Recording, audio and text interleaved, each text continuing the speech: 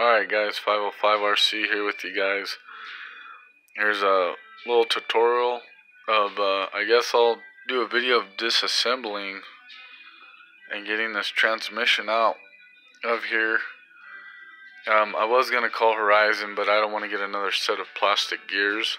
So, instead, I finally found the forum again on Facebook from Tower Hobbies on this rig. A lot of people have the same problems I had. First run, first 20 feet, first 1 foot, not even a foot, whatever, breaks the gears right away. I confirmed it. The the Red Cap Gen 7 gears will fit in this tranny and work in this tranny for this rig. Even SCX10 gears will work. The steel gears will work in here. So what I did is I just bought a whole complete Gen 7 Pro brand new transmission complete.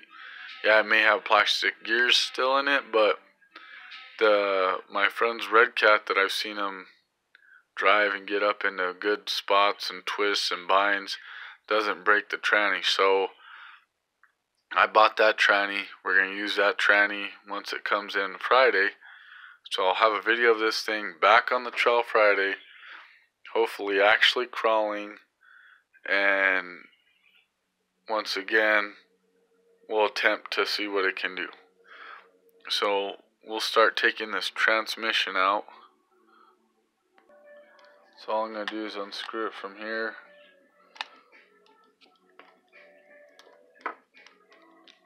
And these screws are going to be a little hard to get out because they're they're brand new. Well, this rig's brand new, haven't ever taken it apart yet. Only thing I've done is adjusted the chassis there to bring this center section up, bring the CGs lower and stuff. And that's about it. That's all I've done with this rig so far.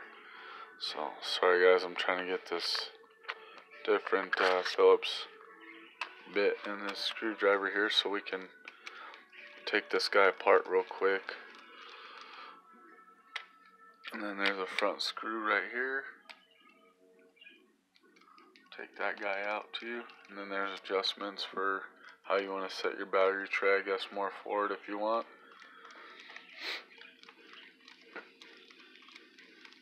And another thing I'll probably do with this guy for upgrade wise is I'm going to go probably my hot racing 120mm shocks on here, the internal spring shocks, and throw them on here so I have way more droop. And then I'll probably have to trim the fender wells around the body and so on and so forth. So let's flip this rig over and we'll get the gears out, screws out of the transmission here. So only got these 4, just like a Red Cat. So let's see if I can. Sorry guys, I gotta hold my hand on here and use it to hold the rig from flying all over when I crack these loose.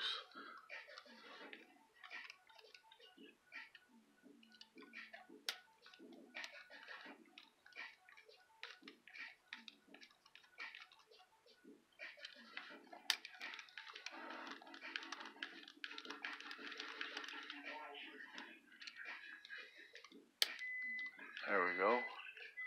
Got all 4 cracked loose. It'd be faster if I just use my drill, but then my drill would be really loud. And I don't want to hurt your guys' ears, especially headphone users. So hopefully I don't get no text message or Facebook alerts or anything like that. There's this one guy building a, I think it's an RC 4-wheel drive, the 1/18 scale Defender. And I don't know why he didn't get axles in the kit with it, or like if he bought it as a kit brand new or traded, I don't know what, but he got it and he needs axles for that little guy. And he's like, he needed 8 inches, roughly 8 inches wide track width, and the Barrage 1.9 axles seem to be what he's looking for. So I sent those out today, so hopefully those will help him out today. Finally get rid of some of my old parts I don't need. Okay, now that should just slide right out. Then all we gotta do is break the zip ties to the motor and unplug the motor. I'll get my little cutters. Maybe. There we go. Just cut it like that. Cut it like that.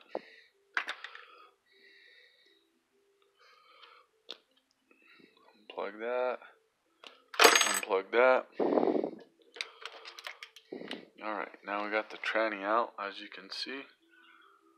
Looks like a regular skid plate, just like the Red Cat, but I'm not sure. I'm not a Red Cat Gen 7 owner, so I can't say for sure. I bet my buddy Duke City Adventures will see this and comment and tell me whether that is true or not. So we got 4 screws back here. We'll pop those off, and that'll take the whole motor mount off, it looks like there. So I might have to take the slipper clutch type nut there for the spur off, so that can slide off this whole motor mount and gear as one whole unit. So let's see if I can still record, guys, and hold everything with one hand and all that fun stuff. Probably not. Let's see here. Nope, that's not gonna let me. Well, I'll pause it and I'll take the. Okay, guys, got the nut off. You got your 4 screws. This screw has a nut on there, and that sucker is hard to get off. It's on there tight, but this should all slip off now. The tranny should slip out from it. Let me see if I can do all this stuff one-handed or not. It's trying. Come on, dude. There it goes. Come on. May have to slide the gear more. Okay, guys. It's a little tough to get it out of there as one whole piece instead of taking it all apart. But we got it out. You gotta be careful. There's a little black washer right there, and then a little washer that covers the bearing. So when you take it apart, you gotta be careful for that. And then you can take this bearing off. And before we, I'm already getting plastic on my finger. Look at that. Tranny's barely popped open, already got plastic on my finger. That's not a good sign. So now we gotta unbolt these drive shafts. So I'll do that real quick. Alright, we got the drive shaft off, or drive line, and as you can see, it doesn't go all the way through. It's just like a set screw, just like the Barrage. Sorry, guys, getting close, trying to reposition the phone, but there you go. It's like a Barrage, you know what I mean? It's not like an SCX10 where it goes all the way through. And I think my friend said the Red Cat was like that also on his Gen 7. Excuse the mess on my workbench, guys, but it is a workbench. So there's a bunch of plastic right there. Yeah, that gear looks the same as a 10. And the, the Red Cat. Just that's different, I know that, because it bolts in there. But it's the same size. So I guess you could probably take the spool or whatever, or locker, out of here, off of a SCX10, and just drop the whole gear set right in this. If that's all you have, you don't have like another transmission, or you don't want to use that transmission in there because maybe it doesn't line up. But I'm gonna find that out, compare it to that guy. So yeah, it ate the holy crap out of that top gear that slides on your spur gear. Holy moly. Yeah, it chewed it up big time. Look at that. Wow. Straight obliviated that. So I'll set that there. Get this back into view here. Man, it ate that up. Looks like that's the only gear that got damaged. These other two gears are fine. So you could probably get away with just putting a SCX-10 metal gear on this shaft here, and you'll be good. Then of course it opens up weaker spots for the rest of the gears due to the fact that they're plastic. Look at all that plastic right there. Just fell out of the case. But yeah, here's a pin, dowel rod that the idler gear sits on. So yeah, I mean,